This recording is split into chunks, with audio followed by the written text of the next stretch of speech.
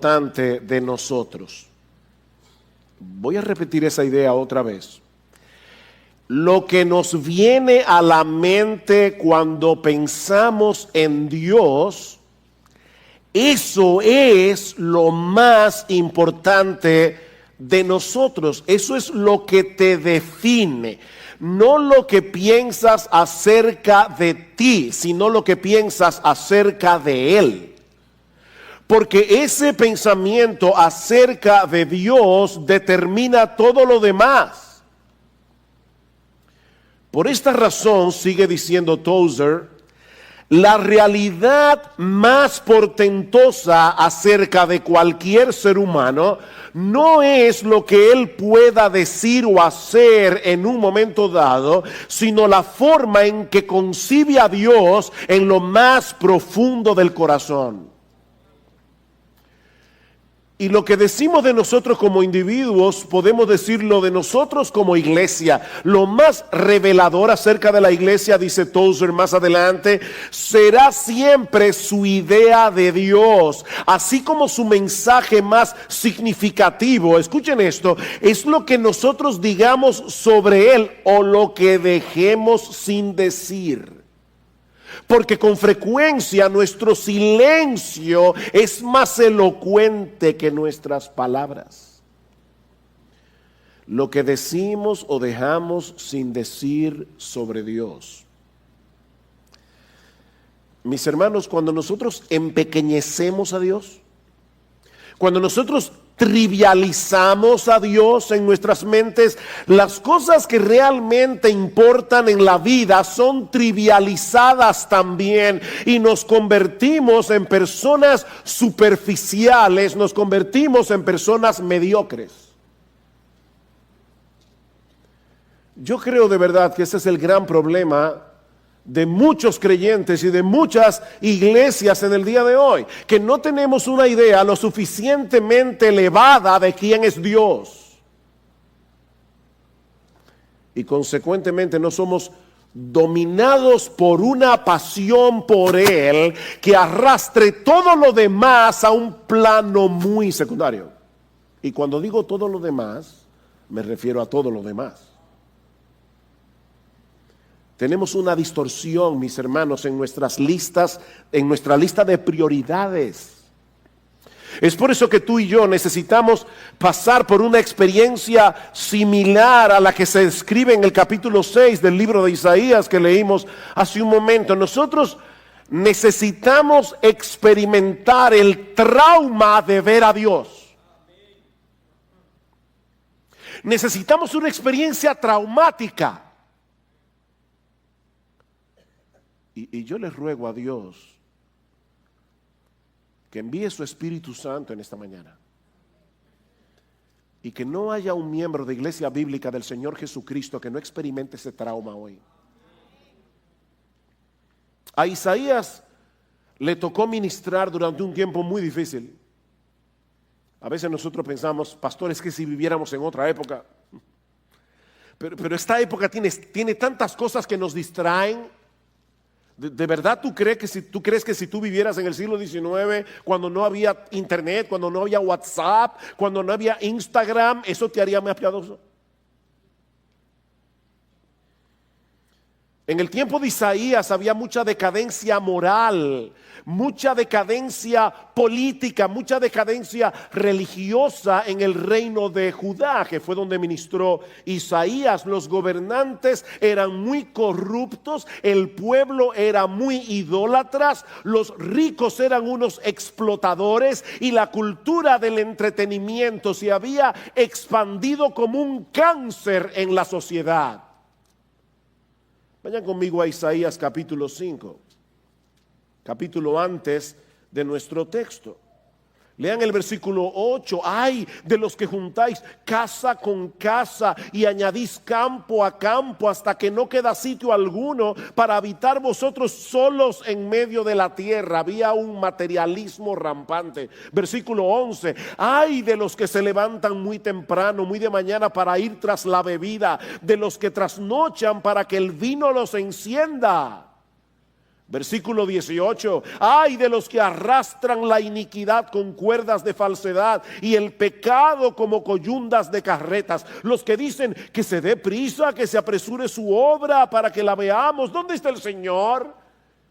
Que se acerque y venga el propósito del Santo de Israel para que lo sepamos. Ay de los que llaman al mal bien y al bien mal. ¿Les suena parecido eso? Que tienen las tinieblas por luz y la luz por las tinieblas, que tienen lo amargo por dulce y lo dulce por amargo. Ay de los sabios en sus propios ojos e inteligentes para sí mismos. Ay de los héroes para beber vino y valientes para mezclar bebidas, que justifican al impío por soborno y quitan al justo su derecho. No hay nada nuevo debajo del sol. Lo único que parecía darle cierta estabilidad a la nación era el rey Usías. Un líder político y militar muy capaz, que llevó al pueblo de Israel, al reino de Judá, a su esplendor mayor en aquellos días. Usías, reinó 52 años en Judá. 52 años, lo que Fidel estuvo en Cuba más o menos. Lamentablemente dicen, según de Crónicas, capítulo 26, versículo 16, que al final de sus días, cuando llegó a ser fuerte, su corazón se hizo tan orgulloso que obró corruptamente y fue infiel al Señor su Dios, pues entró al templo del Señor para quemar incienso sobre el altar del incensario. Algo que un rey no debía hacer, solamente los sacerdotes. Y cuando los sacerdotes trataron de impedirlo, el rey Usías se llenó de ira y ahí mismo en el templo Dios lo castigó con lepra y murió. El rey que había traído algo de estabilidad a la nación, después de 52 años, desaparecía del escenario político como un arrogante cubierto de vergüenza. Y ese fue el año en que Isaías tuvo la visión que marcó el inicio de su ministerio. Noten el versículo 1 del capítulo 6, en el año de la muerte del rey Usías, vi yo al Señor. En el año de la muerte del rey. A partir de ese momento, Isaías se mantuvo predicando fielmente la palabra de Dios durante casi medio siglo, hasta que fue, según la tradición, asesinado por el rey Manasés, y no con cualquier tipo de muerte. Isaías fue aserrado y partido en dos. Así murió Isaías.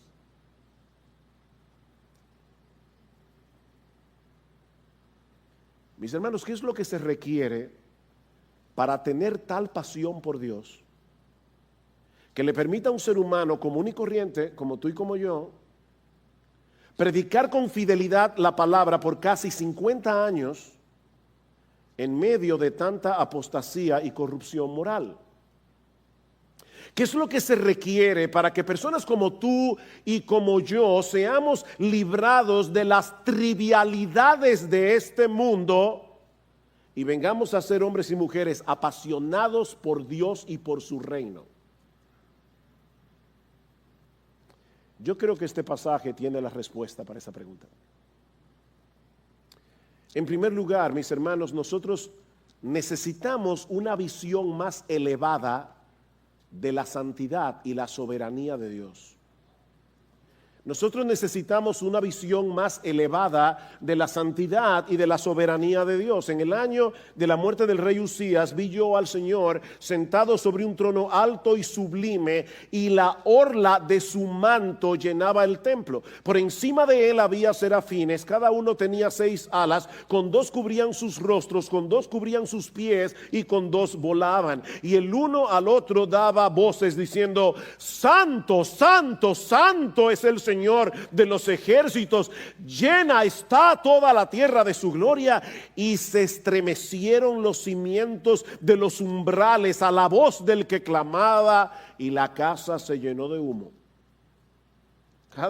Cada uno de los detalles de esta visión tiene la intención evidente de hacerle ver a Isaías la suprema exaltación de Dios como el Rey soberano de todo lo creado. Él está sentado sobre un trono alto y sublime, por encima de todos los tronos de este mundo. Y la orla de su manto, literalmente en el texto hebreo, lo que dice es el dobladillo de sus ropas reales. El ruedo de la ropa de Dios llenaba el templo. Wow. El ruedo, el dobladillo del manto real de Dios llenaba el templo. Cuando Isabel II fue coronada como reina de Gran Bretaña en el año 1953, la cola de su vestido estaba hecha de terciopelo y armiño y medía 36 pies de largo. Era tan pesada que se necesitaron 6 damas para cargar la cola del vestido. Pero Isaías nos dice aquí que el ruedo de la ropa imperial del Señor era tan abundante que llenaba todo el templo. Y por supuesto, hermanos, este es un lenguaje apocalíptico, es una visión que es imposible de visualizar con nuestra imaginación. Lo que se pretende aquí con esta descripción no es que tú y yo podamos visualizar lo que Isaías vio, es que podamos entender que ningún monarca terrenal, por poderoso que sea, puede compararse siquiera con la realeza, el esplendor y la majestad de nuestro Dios. Él es infinitamente glorioso, Él es infinitamente esplendoroso, Él es infinitamente poderoso. Dios quiere que nosotros entendamos que la estabilidad del universo depende del hecho de que Él está sentado en ese trono alto y sublime. Los reyes terrenales vienen y van como el rey Usías, pero nuestro Dios sigue siendo soberano y Él mantiene bajo control desde las estrellas más inmensas de todas las galaxias hasta los virus y bacterias que no se pueden ver a simple vista.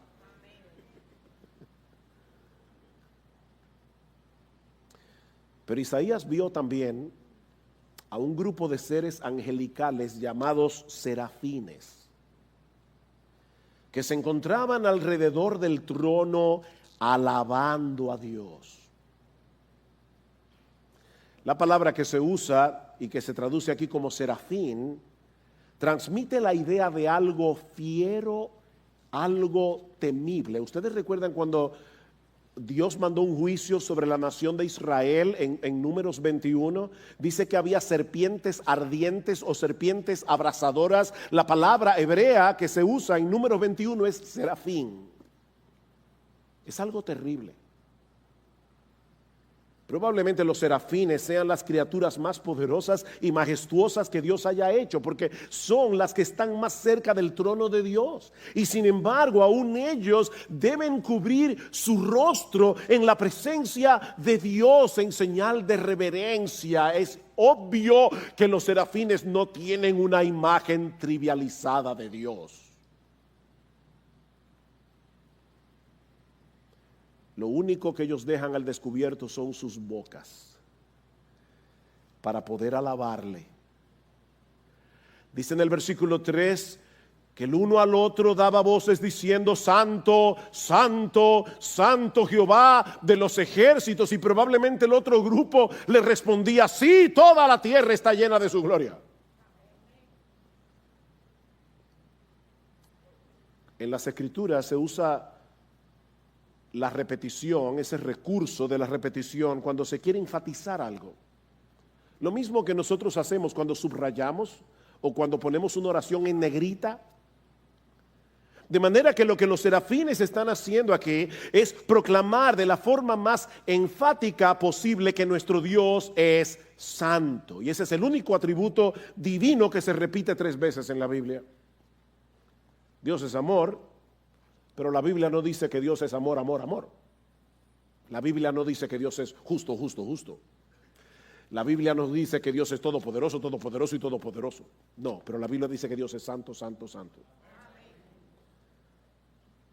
Ahora, cuando escuchamos la palabra santidad, lo primero que suele venir a nuestras mentes es la idea de pureza moral. Y aunque es indudable que eso está incluido en el concepto de santidad, nuestro Dios no tiene nada que ver con el pecado. Sin embargo, lo que los ángeles están diciendo aquí no es que Dios es puro, puro, puro. La idea detrás de esta palabra es que nuestro Dios está por encima de todas las cosas creadas por Él. Cantábamos hace un momento, santo, santo, santo, y nada hay a tu lado, en poder perfecto, en pureza y caridad. Nada hay a tu lado. La palabra que deberíamos usar, pero que lamentablemente casi no se usa en el día de hoy, es trascendente. Trascendente, lo que está más allá. Nuestro Dios está infinitamente elevado sobre todas las cosas que existen. En todo el universo no hay absolutamente nada que pueda compararse con Dios. Él es únicamente único. Esa es la idea que los serafines tratan de comunicarnos aquí. Santo, santo, santo. ¿Saben que hoy día en las iglesias se tiende a sobreenfatizar la presencia de Dios en medio de su pueblo? Y eso está bien. El problema es que pocas veces se nos habla de su trascendencia, de su infinita grandeza, de su gloriosa majestad. Irónicamente, eso no nos permite valorar su presencia en toda su dimensión, porque, mis hermanos, es abrumador pensar que un Dios como el nuestro al mismo tiempo sea un Dios cercano. Tú no vas a valorar la presencia de Dios si tú no entiendes quién es Él. Creo que era Sproul, R.C. Sproul, que preguntaba: ¿qué puede ser más parecido a Dios, un gusano o un serafín? ¿Qué puede ser más parecido a Dios, un gusano o un serafín? ¿Saben cuál es la respuesta? Ninguno de los dos. Ninguno de los dos. Cuando el punto de comparación es Dios, tanto el gusano como el serafín se convierten en algo menos que nada. Sin embargo, y esto también es sumamente importante, según la Biblia, la santidad es uno de los atributos comunicables de Dios. ¿Y eso qué significa? Bueno, que ese es uno de los atributos que Dios comparte con nosotros en cierto grado. La Biblia dice: sed santos porque yo soy santo. La palabra santidad, cuando se usa en ese caso para nosotros, o el templo era santo, la Biblia es santa, Israel era tierra santa. Cuando se usa en ese sentido, lo que quiere decir es que nosotros hemos sido apartados para el uso exclusivo de Dios. De manera que la idea que se quiere comunicar al decir que los creyentes debemos ser santos es que nosotros fuimos comprados por Dios para ser exclusivamente suyos. Dios posee otros atributos que los teólogos han denominado incomunicables porque son exclusivos de Dios. Él es omnisciente, Él lo sabe todo, Él es inmutable, Él nunca cambia, Él es infinito, Él es eterno, Él es todopoderoso. Ahora, ¿saben lo irónico, mis hermanos? Lo irónico es que nosotros quisiéramos tener esos atributos incomunicables. Nosotros quisiéramos ser omniscientes, queremos ser todopoderosos. Tú no quieres eso. Cuando tú eres chiquito, ¿tú nunca soñaste con ser Superman? Pues yo sí. ¿Tú nunca quisiste ser Superman? Tú tienes algo raro. Porque todos los seres caídos queremos ser Superman. Queremos los atributos incomunicables, pero no queremos imitar a Dios en los comunicables. Él es amor, bondad, santo. No trates de ser Dios. Conténtate con contemplar su hermosura con admiración, tanto en su palabra como en todo lo creado. Dicen los serafines que ese Dios 3 veces santo ha llenado la tierra de su gloria. ¿Sabes lo que eso significa? Lo que eso significa es que si nosotros no estuviéramos infectados con el secularismo y el naturalismo de nuestra generación, donde quiera que nosotros posáramos nuestros ojos, veríamos suficientes evidencias de la gloria, el poder, la majestad, la no sé si se puede decir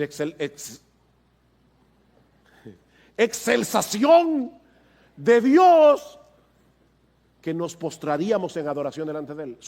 La tierra está llena de su gloria. Pero estamos infectados, a pesar de que nosotros decimos no creemos en el evolucionismo, nosotros creemos que Dios creó todas las cosas. Decimos eso con la boca, pero estamos infectados con el virus del secularismo. Y no vemos a Dios en la lluvia, en el monte, en las aves.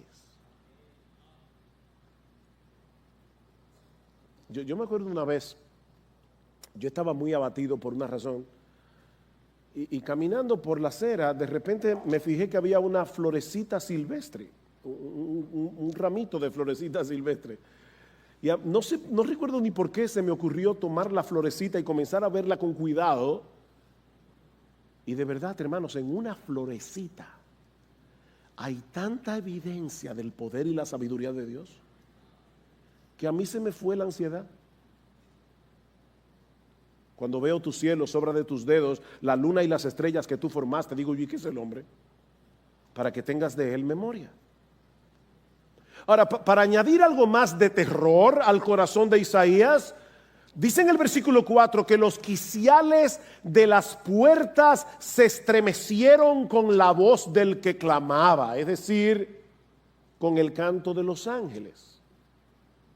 ¿Oyeron eso? Es obvio que ellos no decían, santo, santo, santo, Jehová de los ejércitos.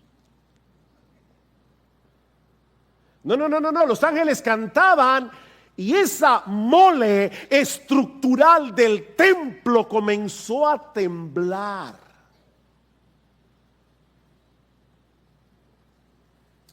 Y por si todo eso fuera poco, la casa entera se llenó de humo.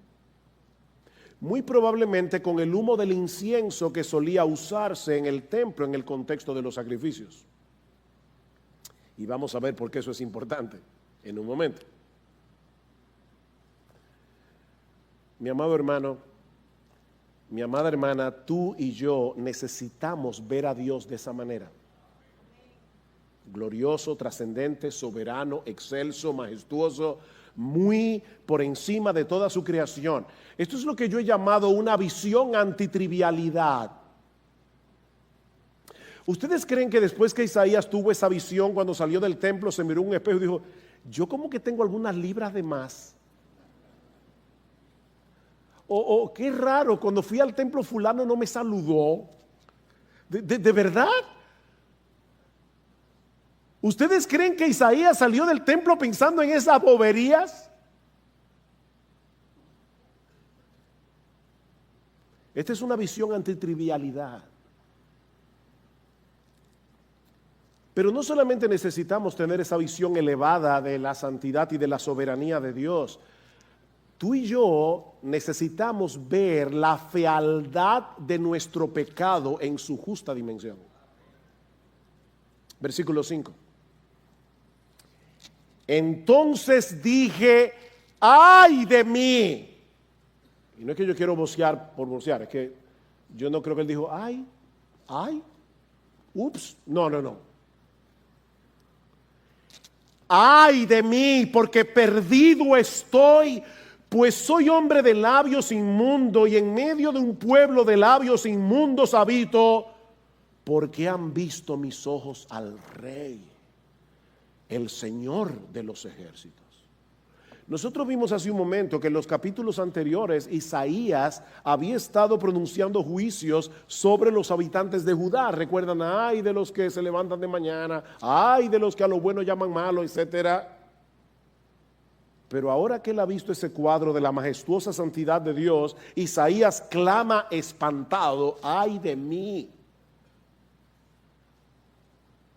La tendencia del corazón humano, la tuya y la mía, es ver los pecados de otros como peores que los nuestros. ¿No es así?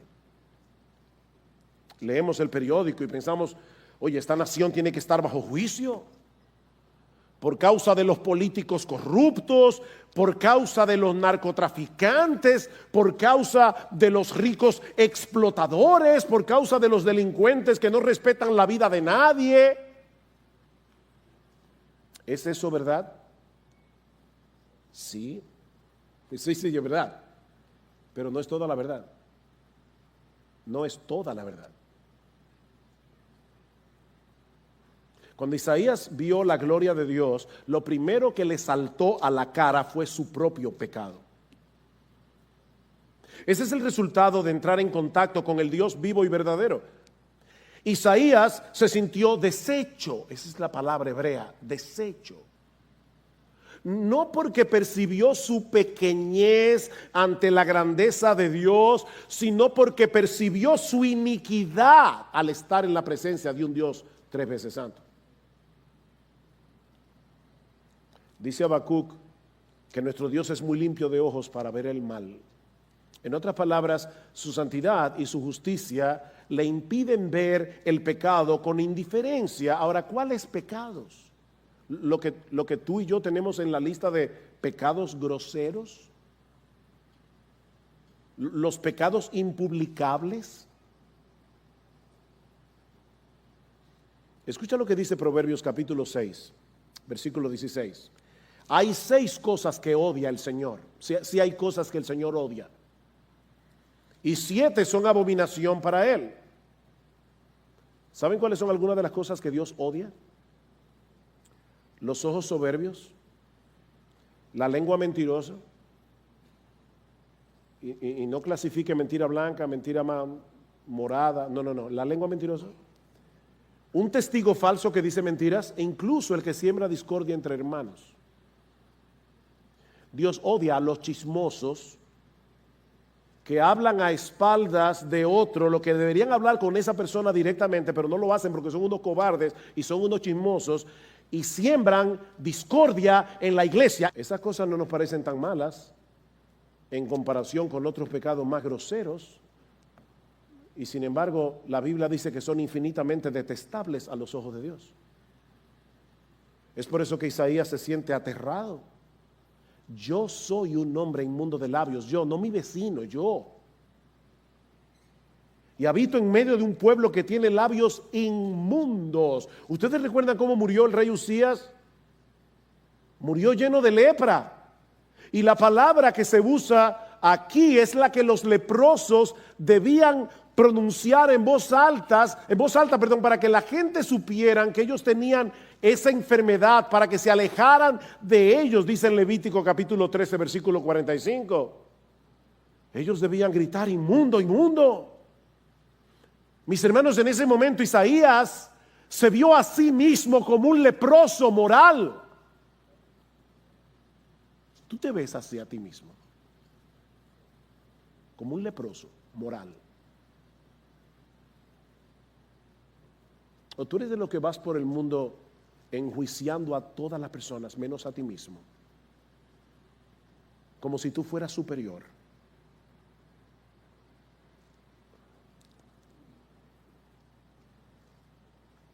Alguien decía que cuando Isaías vio la gloria de Dios, cada partícula de justicia en la que él confiaba quedó completamente demolida. Pero gracias al Señor que nuestra visión no termina ahí. Esa visión aterradora que tuvo Isaías en el templo es lo que sirve de trasfondo para resaltar la gracia perdonadora de Dios. Y eso nos lleva al tercer encabezado. ¿Tú quieres ser apasionado con Dios? ¿Apasionado con el Dios Santo? Tú necesitas abrazar el perdón que Dios otorga de pura gracia. Versículo 6. Entonces voló hacia mí uno de los serafines con un carbón encendido en su mano, que había tomado del altar con las tenazas, y con él tocó mi boca y dijo: he aquí, esto ha tocado tus labios y es quitada tu iniquidad y perdonado tu pecado. Qué hermoso. ¿Se dieron cuenta, mis hermanos, que el texto no dice que Isaías le pidió a Dios que lo perdonara? Ahí no hay ninguna petición de parte de Isaías. Él simplemente reconoció su pecado en una actitud implícita de arrepentimiento, y Dios, que se deleita en perdonar, le manifestó de inmediato la gracia del Evangelio. ¿Qué Dios tenemos? Mis hermanos, cuando Dios abre nuestros ojos para que veamos cuán santo Él es y cuán pecadores somos nosotros, no lo hace para destruirnos, es para darnos vida. Él es supremamente trascendente, como vimos hace un momento, pero al mismo tiempo es un Dios de gracia que se acerca a nosotros con la disposición de concedernos el perdón de todos nuestros pecados. Por supuesto, el hecho de que este serafín haya tomado del altar un carbón encendido para purificar a Isaías nos dice que un sacrificio había sido hecho y quemado en el altar, prefigurando obviamente el sacrificio de nuestro Señor Jesucristo. Dios no se hace de la vista gorda con respecto al pecado del hombre, sino que hizo provisión para que ese pecado pudiera ser perdonado sin Él pasar por alto su justicia. Solo a Dios se le pudo haber ocurrido el Evangelio.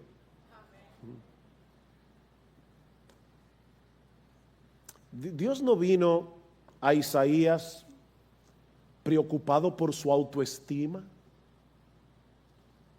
¡Ay de mí! No, Isaías, no. Has entendido mal la visión. Lamento mucho que te hayas sentido tan miserable, porque en realidad tú eres lo mejorcito de la sociedad judía. No te sientas tan mal. No, a Dios no le preocupaba la autoestima de Isaías. Dice Jerry Bridges: la buena noticia del Evangelio no es que nosotros no somos tan malos. La buena noticia es que Dios, a través de Cristo, ya trató con lo malo que somos. No es que tú no eres tan malo, tú eres peor de lo que tú crees. Y yo también. El Señor no solo perdonó nuestra culpa sobre la base de la justicia de su Hijo, sino que también puso su justicia perfecta en nuestra cuenta por medio de la fe. Imagínate que te has pasado el día entero cavando una zanja en el patio de tu casa. Al final del día estás muy sudado, completamente sucio de pies a cabeza. Pero resulta que esa noche tienes un compromiso con alguien muy importante que te ha invitado a cenar. Pregunta: ¿sería lógico que te pusieras ropa limpia sin haberte bañado primero? No. Ok, ¿y qué tal si te das una ducha y luego te pones la ropa con la que tuviste acabando todo el día? No, las dos cosas son ridículas. Tú necesitas una ducha y necesitas ropa limpia. Y eso fue lo que Dios nos proveyó. Dios nos lavó con la sangre preciosa de Jesucristo, pero no nos dejó así. Nos vistió con la ropa de gala de la justicia perfecta de nuestro Señor. ¿Y cómo reaccionó Isaías ante la gracia perdonadora de Dios? Déjame personalizar esta pregunta. Mi hermano, ¿cómo deberíamos reaccionar tú y yo ante la extraordinaria noticia del Evangelio de que ese Dios trascendente, sublime, infinitamente majestuoso, perfectamente puro, ha decidido perdonarnos por medio y al precio de la vida de su Hijo? Eso nos lleva de la mano al cuarto elemento de este pasaje. Necesitamos asumir el privilegio del servicio. Noten que no dije que necesitamos servir. No. Yo lo que estoy diciendo es que tú y yo necesitamos asumir el privilegio del servicio.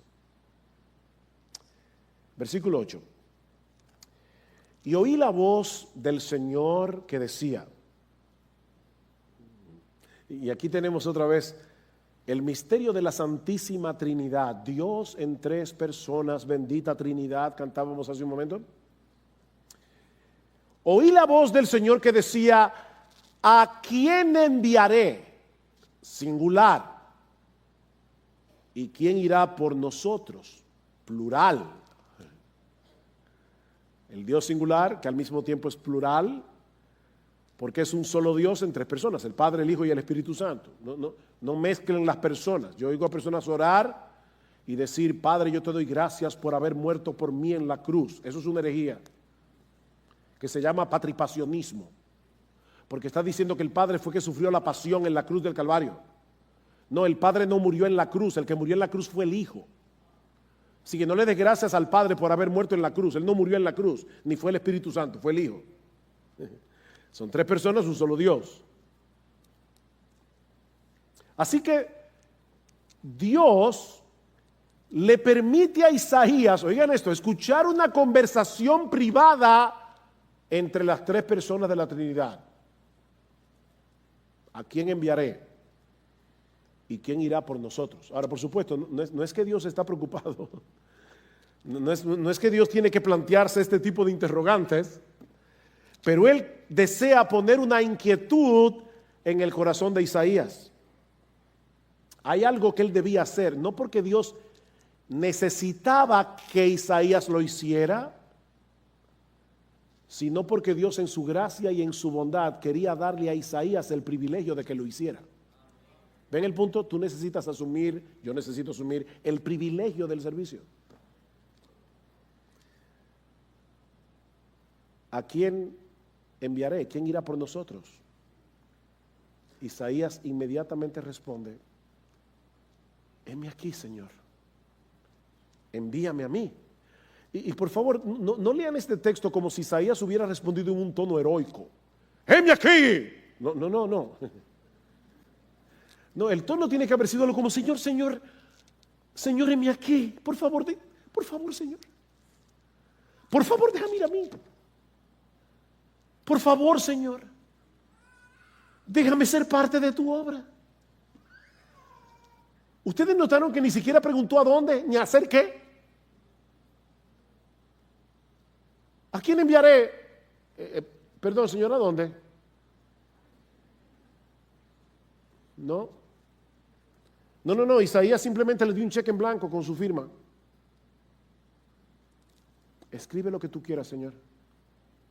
Heme aquí, después de haber visto tu gloria,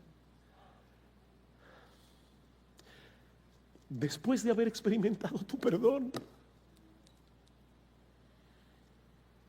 Heme aquí, Señor.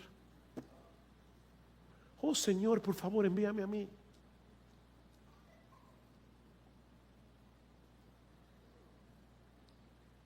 ¿Qué fue lo que movió a Isaías a mantenerse por 5 décadas haciendo esto que él comenzó a hacer en Isaías 6?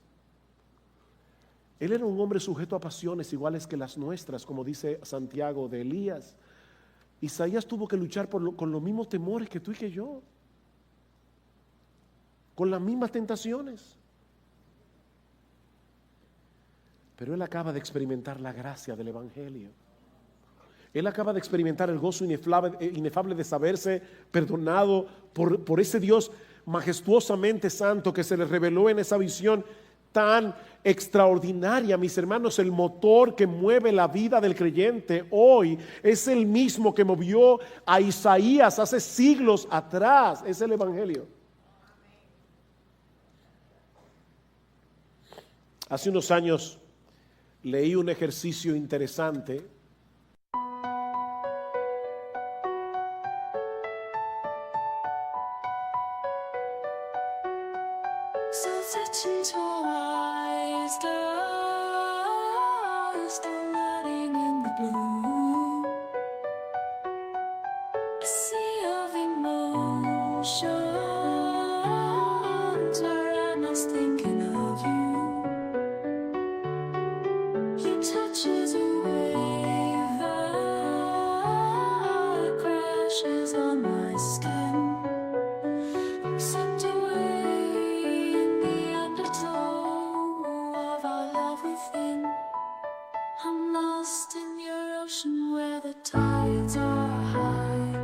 drowning in the moment, I'm never saying goodbye. In your love I'm free where the darkness shines. Lost in your ocean, I'm home, I'm mine. Your love is a mist that surrounds me like a cloud. I'm chasing the highs and the lows of a love avowed. In the silence I hear your voice, whispering my name, a siren's call that beckons me to the flames.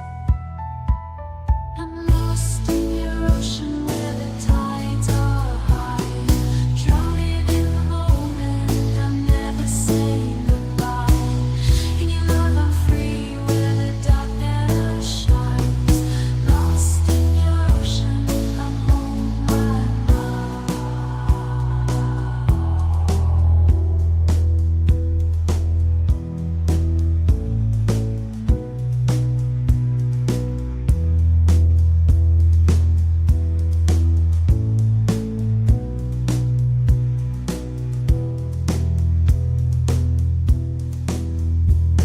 in the darkest night, you're my guiding light, a beacon in the storm that navigates me through the fight. Your love is a shelter where I can be myself, a place to call my own, where our love can love full, lush in trinitation, with a focus on the female.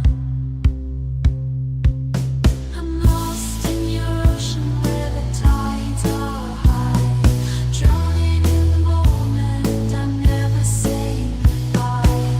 In your love I'm free where the darkness shines. Lost in your ocean, I'm home, I'm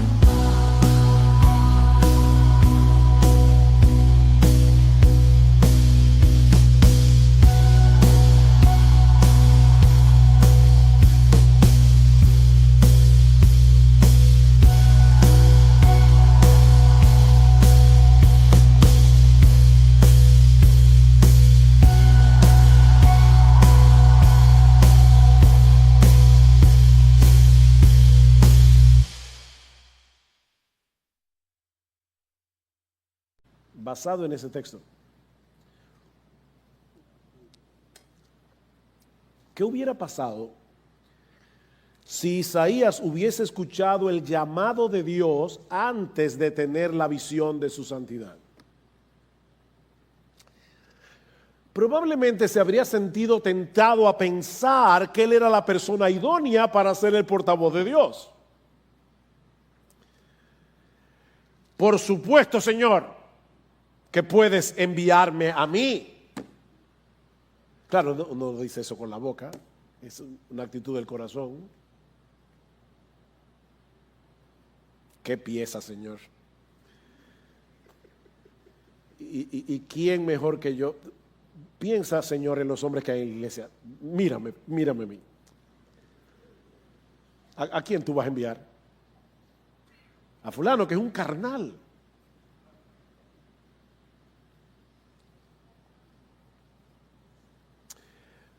Miren, yo no lo sé porque no pasó, pero tal vez, conociendo la naturaleza humana, de no haber pasado por esa experiencia, Isaías habría venido delante del pueblo con ese sentido de autojusticia y de superioridad que no nos permite ministrar con gracia, con humildad y compasión.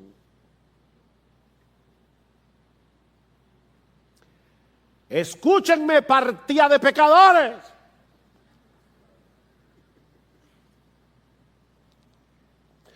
Ahora, supongamos que hubiera sido al revés, que Isaías hubiera recibido el llamado de Dios después de haber sido devastado por la visión de su gloria, pero sin haber recibido el perdón del Evangelio.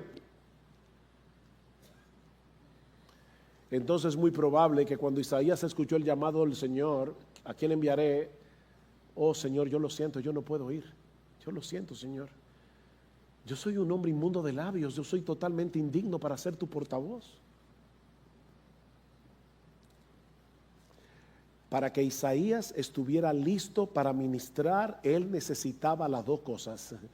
Él necesitaba sentir en lo más profundo de su corazón la maldad de su pecado a la luz de la excelsa santidad de Dios y necesitaba experimentar el perdón revelado en el Evangelio. En otras palabras, Isaías pasó por un proceso en 4 etapas: asombro y temor, culpa, gracia y gratitud.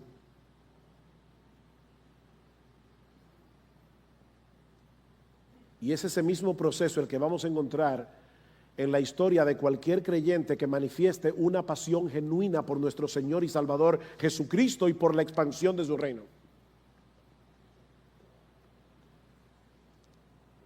¿Saben por qué no se percibe en nosotros esa pasión que pone cada cosa en su lugar en nuestra lista de prioridades? Porque no tenemos una idea muy clara de nuestra culpa a la luz de la santidad de Dios, y por eso no podemos valorar en una forma adecuada la magnitud de su perdón.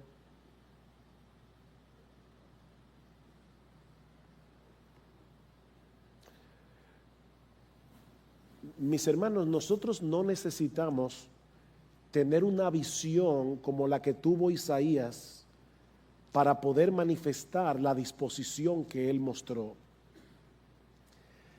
Porque de hecho, nosotros tenemos algo más sorprendente que la visión de Isaías. Porque nosotros tenemos la Biblia completa. Y ahora tú y yo sabemos cosas que Isaías no sabía. Jesús le dice a sus discípulos: bienaventurados vuestros ojos porque ven y vuestros oídos porque oyen, porque muchos santos y justos hubieran querido ver lo que ustedes están viendo y oír lo que ustedes están oyendo, pero no lo vieron ni lo oyeron.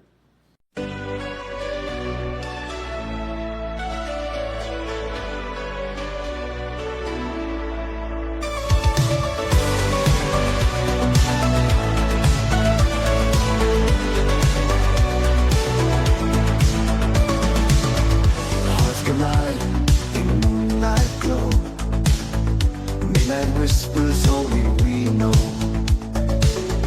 You and me in shadows deep. Promises our hearts will keep. Neon lights and city dreams.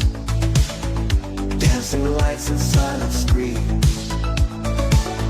Holding tight, not letting go. In the night our love will show. Echoes of love, loud and clear. In my heart, you're always near. Feel the beat of our desire. Burning love like endless fire.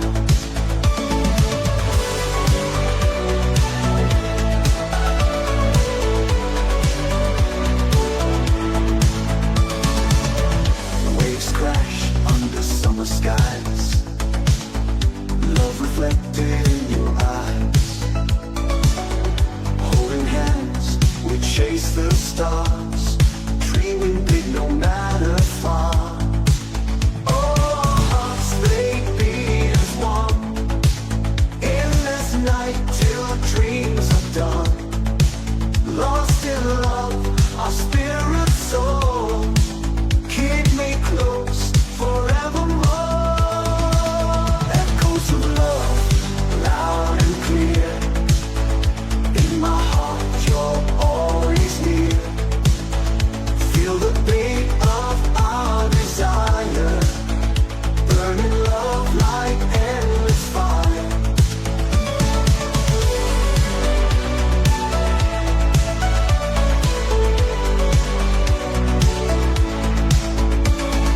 When dawn's light, we find our way. Love's first light will guide the day. Through the night, we found our truth. In the dawn, our love's relentless youth.